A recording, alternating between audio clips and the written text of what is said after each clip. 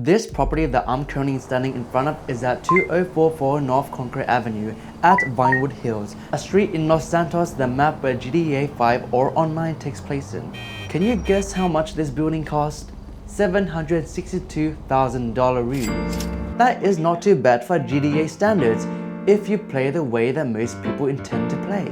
Anyone that has played GTA Online would know that the most efficient way to make money is by doing a bunch of heists. Anyways, back to the house. It's pretty clear that these houses are heavily inspired by the actual hillside homes in the actual Hollywood Hills, which by the way costs Jesus Christ. In this video, we'll be working a normal regular job in GTA Online so that we can see how long it would take to get this house at Vinewood Hills and compare that to the real life equivalent, which is this house in Hollywood Hills. And in order to do that, we will have to be playing as a regular citizen in GTA Online, or as games will call it, an NPC. Obviously, only a psychopath will be playing as an NPC in this game in particular, but for the purpose of this video, doing this experiment will give us an idea of how much money we'll be expecting if we decide to work a regular normal job. So that means we'll be seeing a lot of tables, a lot of numbers that relate to money, which is the only time I like doing maths because it's money. How long would it take for a regular job in GTA Online to get this property? Is it any longer or any shorter? I mean, the answer is pretty obvious, but how short does it take? We'll also cover how long it would take if we actually considered any expenses like bills, food, and basically everyday modern survival needs, which, by the way, it's pretty expensive. Also, I'm not going to cover any tax and all that because look at me, I'm not exactly an accountant as you can see, and also I don't even live in the funny gun country, so I want to apologize. You know, I'm not much of an expert of how taxes work over there. We will also be calculating the exchange rate between the US dollar to the GTA dollar, which isn't exactly easy because all of the prices in GTA fluctuate a lot and there isn't really a guide on how you find the exchange rate, so this was my own little experiment that I wanted to share with y'all. Also, anyone that knows how to find the exchange rate, please teach me in the comments because I would like to know that. It would be very cool to know. And then we'll use this exchange rate to kind of compare the prices and also kind of see how much US money you need to get this property in GTA, which once you hear the numbers, it'll be something. So here is how this will work. First, we'll try to determine how much money we'll make in the same job in GTA and real life. Then we'll be comparing the prices of certain items in GTA and real life in order to get ourselves a rough estimate of an exchange rate. It was pretty hard to find the exchange rate because there really isn't much of a guide. There was literally only one website which didn't really help that much, so we'll be doing stuff on our own. Now, some people may point out that the shark cards in GTA Online is a decent representation of the exchange rate, but the only issue is the more real money you pay, the more GTA money you get, and that's not exactly how it works in real life. And also, this is more of a microtransaction thing, which I don't think works in real life, so we'll be doing our own thing. And also, I wanted to do my own thing because it's more fun. Now, since I don't live anywhere close to Los Angeles, I live pretty far, I live down here. I'm not exactly the most knowledgeable in the job rates or expenses over there, so please correct me for any mistakes that I've made. We'll be going through the cost of living and also how much we should expect to work with or without following the rules. And once we get all of the numbers, we can start comparing how long it would take in both real life and GTA to get either property. And let me tell you, it did crush my hopes and dreams of getting a house for myself. And I'm only 22. Oh well. Now the first thing we need to do is make ourselves a brand new GTA Online character. Now it took me a while to make our character, but after that I've made the perfect looking NPC. Everyone meet Vince. Vince here is a retired robber. He's too old to do any of that robberies or heist or all of that nitty gritty dirty work that all of you online players do. Vince here wants to work a normal job and live a normal life. For the most part.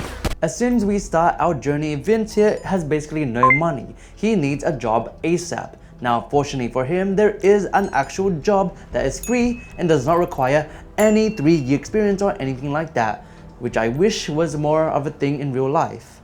Downtown Cab Corporation. It's free, you don't need to pay anything, you don't need any experience, and you can start immediately, which I wish was more of a thing in real life. Or it is, I don't know, I didn't bother researching that. Since we're trying to avoid breaking any laws, Vince will be walking, strutting along towards downtown cabs. And it's at this point when you slow down, you kind of appreciate the games and the life that is the GTA NPCs.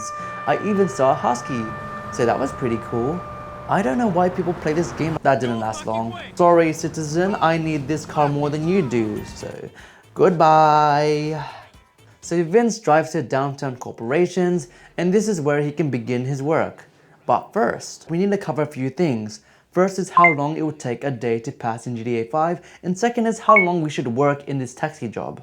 I spent a minute or so just idling, just chilling in GTA Online, just calculating the time, and I found out a full hour in GTA is 2 minutes in real life. Meaning a full hour in the game is exactly 48 minutes long.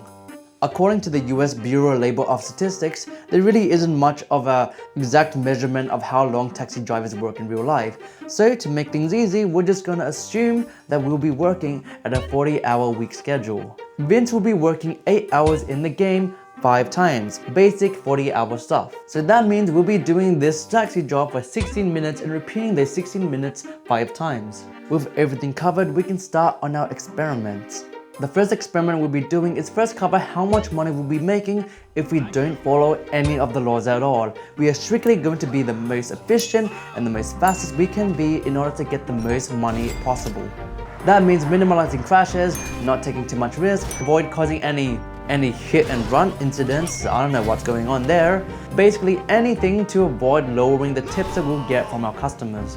By not doing such legal activity like this, we can, by the game standard, make clean money. The second experiment we'll be conducting is a more controlled, a more normal working lifestyle. We'll be following all of the laws and also give ourselves a 30-minute break, which in the game will be a 1-minute break. Now this isn't the most realistic way to work in a taxi job because real taxi drivers need to worry about fuel, food, and all of that, which we will be covering later on. But for now, we will conduct these experiments so that we can get a baseline of what numbers we'll be dealing with.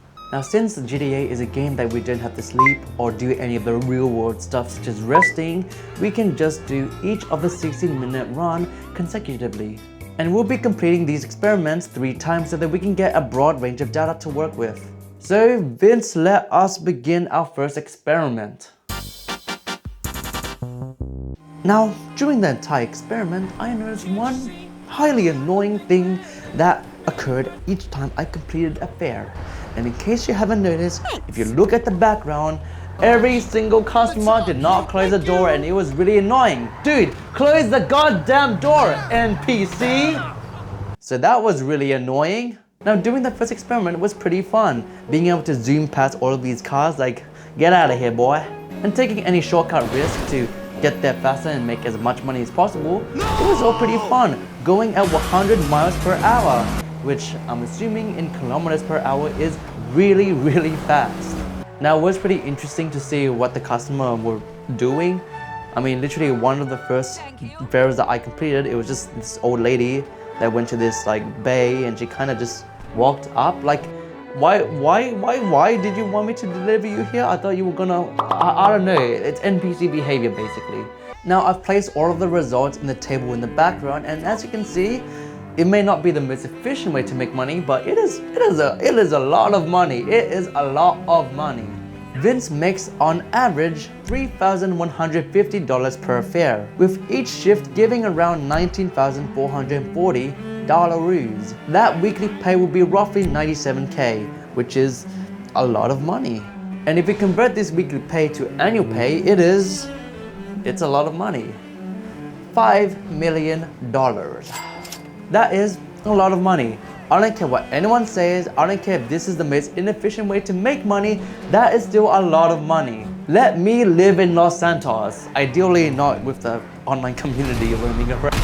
Without considering any bills or expenses, it would take Vince only at least 8 weeks to get this house in Vinewood Hills, which might I remind you again is $762,000 in the game. So good for Vince, good for him. On to the next experiment. Vince basically does the 8-hour working routine with a break and following all raid laws, and Wow, was this really annoying. It was very frustrating to work in this condition. Driving like an NPC in this game is very miserable and very slow. The roads of GTA 5 is horrible. I might even make a video about it at some point, I don't know. Firstly, traffic lights. I don't understand how they work. This is green, but no one is going. This is red, but I don't know what's going on. I'm just following what the NPCs do and hoping that I'm following the rules. The worst part of the second experiment wasn't the fact that I had to follow all of the road laws. It was the goddamn NPCs and traffic lights. God damn it, drive faster, dude. I will admit though, it is pretty funny when you beep at the NPCs. They kind of like drive off pretty fast. And then a few times they did crash, so that was pretty funny. Because of the way the roads are designed in GTA 5, Vince in his entire 8-hour shift only got to do 2 fares. 2. 1, 2. It wasn't Vince's fault. If I were him, I would have just done the way I did the first experiment, but you know, we gotta do what we gotta do here. Every fare that was completed gave an average of roughly 2,255. And if you're curious why that number is a bit lower compared to that first experiment, it's because, you know, the tips do get a bit lower if you take too long. But we had to follow the rules because Vince is just a good lad. A lot lower than our first experiment, but still a very attractive number. Now it would take a bit longer for Vince to get the Vinewood Hill house, but still it is a lot faster than our real life counterpart. Without considering any bills or expenses, Vince will only have to take like 34 weeks to get this house. That's a very long time. According to the US Bureau Labor of Statistics, it isn't exactly easy to pinpoint how much a taxi driver will make in real life because there's like a lot of factors to consider. But on average, a taxi driver should make $16.88 per hour, making that $675.20 per week, or $39,230. If it sounds bad, later on you'll see it is pretty bad. 8401 Hillside Avenue, Los Angeles, which is, you know, just a measly $2 million. It would take a real life taxi driver without considering any bills or expenses 50 years. 50 years to get this nice house in Hollywood Hills. And here is a table of all of the numbers we've covered so far, which is, you know, it's not the most motivating now, is it? Now that this is done, we can now start doing our exchange rate calculations by comparing the prices of GTA items and real life items. This is by no means an official study on how to find the exchange rate. I'm just doing what I think feels right. Now it is pretty hard because a lot of the items in GTA kind of fluctuate a lot. Since GTA is a clear parody of America, there are items that are parodies or influenced by actual real world items. I was planning to compare the properties of GTA and real life, but that's gonna be pretty hard because in case you haven't noticed, some of these properties is a rent-only apartment, so GTA doesn't have that. It's gonna take too long. I'm not gonna touch that at all. So we're not gonna include any properties in our calculations to find the exchange rate. So here's everything I've gathered in the table. Food, drinks, cars, and jobs. I've calculated each category and the ratio of one GTA dollar converted to US, and adding all of this up, we get a very clean and easy to work number. $1 in US if converted to GTA will give 2 GTA dollars. Not too bad. And vice versa for 1 GTA dollar if converted to US is 50 US cents. Also, I want to quickly cover, the cars in GTA are way more expensive than it should be. For example, if you notice my shirt, I'm wearing a Toyota Triano AE86, which in GTA is a future GDX. Guess how much this thing is? It's a lot of money. And if you change that to US, it is like 800K, so you know that this is reasonably priced. Anyways, enough of that. We're gonna use our exchange rate to see how much Vince is actually making if we convert his money to US money. If Vince does his job without following any of the road laws, he'll be making like $1.5 thousand per fare, which if you look at the background is a lot of money. Per week, it's like 45,000. Per year, it's what, 2.5 million, which I wish I had that job. If Vince follows all the road laws, he'd be making 1.1K per fare. And if you look at the background, he'll make a lot more. annually, he'll be making almost 600k. And if we change a real taxi job into GTA, it will be, oh wow. Oh. I mean, it's manageable still. If I work as a real life taxi driver, it would take me around 10 years to get this house, which is actually not too bad. If we convert our Hollywood home into GTA money, it will be roughly around $4 million. And it would take Vince, if he follows all rules, around 4 years to get this house. But if he doesn't follow the rules, it would take him 43 weeks. As you can see, there is a bit of a discrepancy between the housing market between GTA and real life. It is a whole lot easier to get a house in GTA compared to real life. Not only because the houses in GTA are significantly more cheaper than real life, but also because the jobs in GTA pay quite a lot. Vince is making bank right now. Which, might I remind you, is a job that doesn't require any experience, is free, and you can start immediately. Like I said before, this study isn't official, but anyone that's interested, you can use this table for whatever purpose you have. Now it is time to cover expenses, bills, food, water, transport, basically just the things you need to survive in this modern society. It is basically the most expensive thing that anyone will be spending each year. Luckily for Vince, he does not have to worry about those human stuff at all. But what if he does? How much would that affect his ability to get this house? Now, upon researching the spending of an average person per year, we came across a bit of a hurdle. As of this video, the average American will be spending around 6k-ish per month, which in a year adds up to, how much does it add up? Around the tens of thousands, 77k specifically. Now, if you look at the numbers between our taxi work and the yearly spendings, there's a bit of an issue. It is very expensive to live in America. So what I've done is dumb down everything to the base minimum essentials. Housing, food, transport, and the last one that I kind of forgot. All adding up to around 3k per month or 36k per year. With our taxi salary, we'll be left with around 3k per year.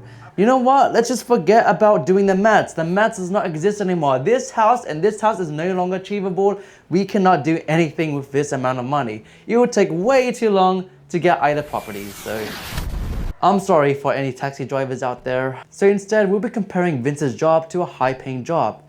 It gets pretty interesting. Now, in case you haven't realized, applying these expenses to Vince is not going to affect him at all. These bills and stuff is the least of his worries. If we convert the expenses into GTA, each year it will cost Vince around $145,000 just to live, or $12,000 per month. Taking Vince's no law driving style, he'll be left with, like $4.85 million left, which is, that's barely anything. That means Vince has to work for like 10 months to get the Hollywood house and only around like 2 months to get the Vinewood house. Lucky, good for you, Vince. Now, taking Vince's legal and normal driving, he'll be making around $1 million, which is still a lot of money. It would take 4 years for Vince to get the Hollywood house and take him 9 months to get the Vinewood house. Now, as a real-life taxi driver, it is not impossible, but I feel like it is going to be incredibly hard if this is your only job and you hope to get this Hollywood property. By the way, if you get paid this much, this is actually horrible. You should get a different job. This is very low. To end our study, I'll briefly cover how long it will take if we assume that we have a 6-figure job. The job I've selected is a data scientist, typically making between 120k and 160k. That's a very good amount of money. To make it simple, we're gonna stick with a fixed rate of 140k. Now, if we apply our expenses to this salary, we'll be getting around 62k per year, or around 5k per month. Using what we've learned today, it would take a data scientist 33 years to get this house in Hollywood. But if this data scientist moves over to Los Santos and gets this property, it would take them around 6 years to get this house. So everything we've learned together, I've put on a table behind me. A 6-figure job in real life cannot compete a simple taxi job that Vince is working in Los Santos. Ah well, I don't know if I'm gonna get a house in real life in my lifetime, but at the very least, I'll get a very cool crib in GTA Online. And that's, that's still something to preach about. Obviously, this isn't the main way that most people play the game, but it is fun to do these experiments just to kind of see how close or how far apart it is to real life. That's it. That's all I've got. Thanks for watching.